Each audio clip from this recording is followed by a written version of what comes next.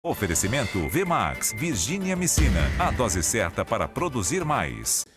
Falando nessa questão do animal sentido, ou seja, aquele animal que sofreu estresse nutricional, que não foi suplementado antes, não é aquele pecuarista que está fazendo aquilo que nós estamos recomendando, que é o boi 666 ou 777, nós temos que também tomar alguns cuidados. Como a gente falou lá na questão do crescimento de vísceras, quando a gente estava falando sobre o crescimento compensatório, nós estamos trazendo o boi para cá e aqui nós temos dois cenários. Muitas vezes o animal pode começar a comer 2,3%, 2,4%, 2,5% do peso dele, já com a dieta com uma maior concentração de nutrientes digestíveis. Tá?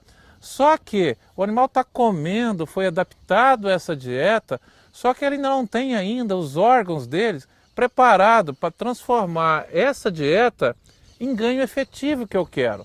Lembrar aqui a nossa meta de um ganho mínimo de 1 quilo de carcaça por dia para poder pagar a nossa conta. Tá? Então esse é o foco. Então muitas vezes o que vai acontecer? Esse animal vai chegar aqui, nessas condições, eu tenho que tomar muito cuidado com isso. Primeiramente no balanceamento da dieta, onde eu tenho que aumentar o nível de aporte proteico para esse animal, porque ele vai estar recuperando vísceras.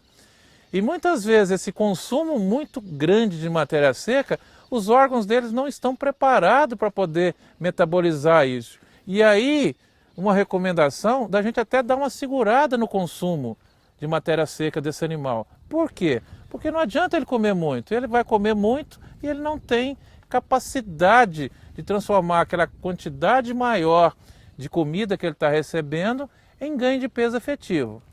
Agora, quando eu falo em reduzir a quantidade de consumo, a gente tem que lembrar alguns fatores fundamentais. Eu preciso concentrar principalmente aqueles nutrientes que são essenciais para o animal nessa fase. Eu tenho que concentrar mais a quantidade de minerais, porque ele vai estar com consumo mais reduzido. Tá? Eu tenho que concentrar mais a quantidade de proteína, porque ele vai ter um aporte proteico maior. Então, isso também são cuidados extremamente importantes. Tá?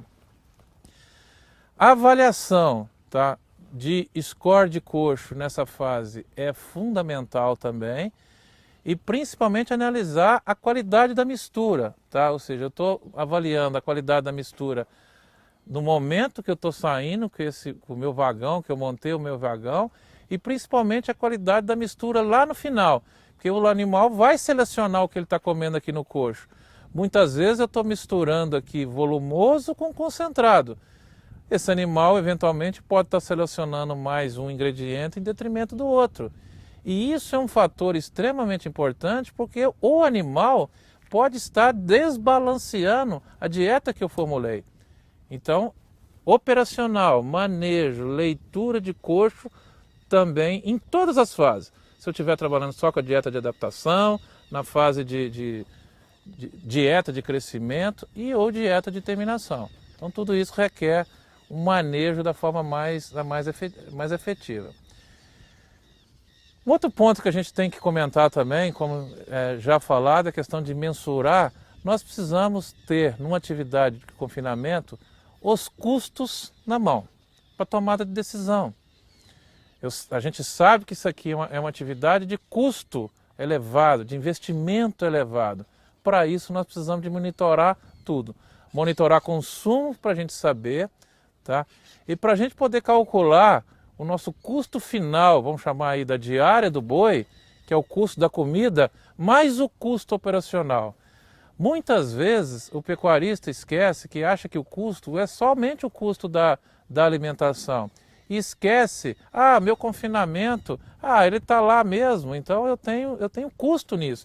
Eu tenho um custo de depreciação das instalações, de manutenção de coxo, de toda a estrutura envolvida nesse processo e que deve ser levado em conta. Tá? Muitas vezes esse cálculo de custo operacional, o pecuarista faz isso de forma errada. Hoje nós temos pecuarista que fala que o custo operacional dele é 50 centavos por dia, tem pecuaristas que chegam, confinamentos que chegam a custo operacional aí de R$ 1,50 por dia. Se nós tivermos com a dieta média, por exemplo, a R$ 6,00, eu posso estar falando que a minha diária pode estar custando entre comida mais operacional de 6,50 a 7,50. Mas quem tem que saber isso é o pecuarista. A estrutura dele tem que ter esse cálculo em mão. Para quê? Para que ele tenha a meta. Ó, qual que é a minha meta? Eu vou colocar 7 arrobas. Essas 7 arrobas efetivamente vai pagar a minha conta ou não? Quando eu falo de 7 arrobas, eu estou falando em colocar 1 quilo de carcaça por dia. E isso tem que ser levado em consideração nesse cálculo. Tá? Feito isso, né, nós vamos ter o pecuarista sabendo dessa informação.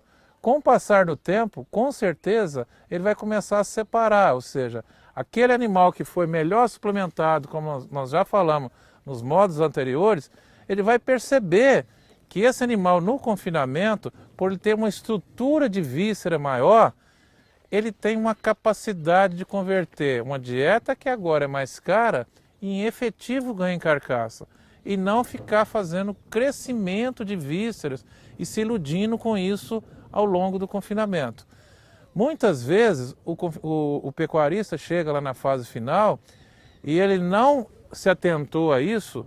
O resultado final dele vai ser o quê? Ele vai entregar o boi para o frigorífico, um boi pesado, porém com rendimento de carcaça final baixo, porque a quantidade de carcaça que ele vai ter ali é baixa.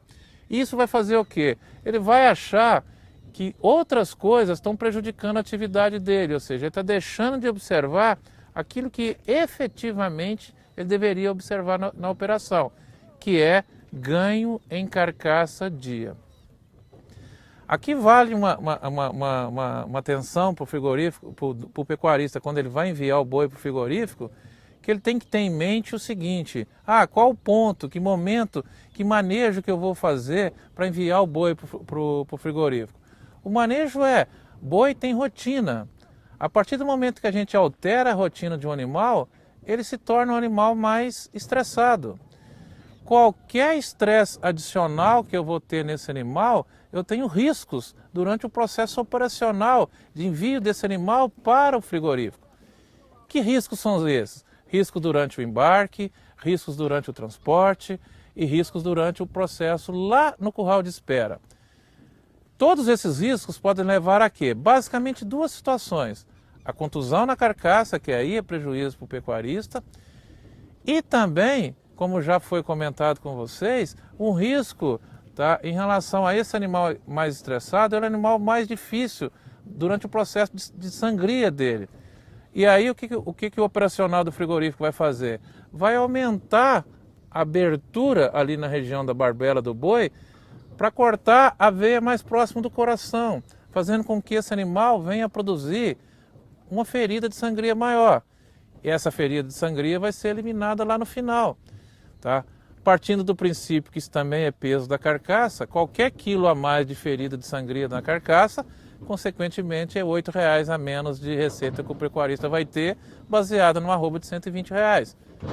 Então assim, o que nós recomendamos? Nós recomendamos seguir a rotina do confinamento. Sendo que o que nós não podemos deixar no dia do embarque dos animais é que tenha comida do coxo, porque essa comida que vai ficar aqui é prejuízo que o pecuarista vai ter ao longo do processo. Feito isso, feito todo esse passo a passo, a gente espera que toda essa operação, a distribuição ideal, né, a formação dos lotes, o manejo operacional durante o processo, o balanceamento adequado da dieta, venha com que esse animal venha atingir as metas planejadas durante todo o processo, recria e terminação. Com isso nós vamos produzir o nosso chamado boi ideal, com pesos aí de 18 a 21 arrobas e com a nossa meta de 6 a 7 arrobas no confinamento. Tá?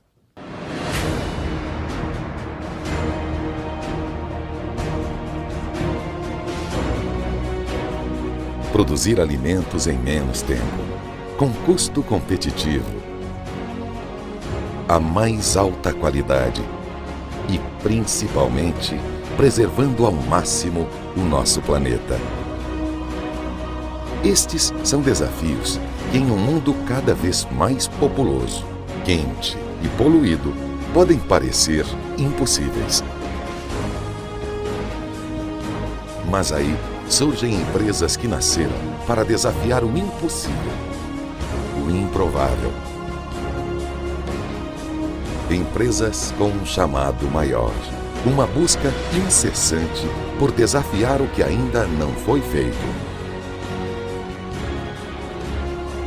Trilhar novos caminhos, novas alternativas, soluções inovadoras, contando com a mais alta tecnologia, a melhor pesquisa mundial e um time vencedor de profissionais apaixonados pela mesma missão.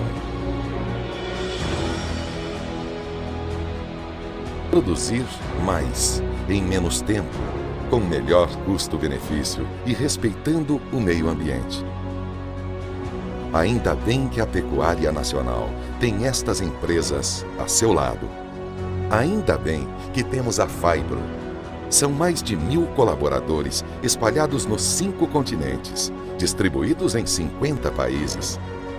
Buscando a cada dia produtos e soluções para uma pecuária mais eficiente e um mundo melhor.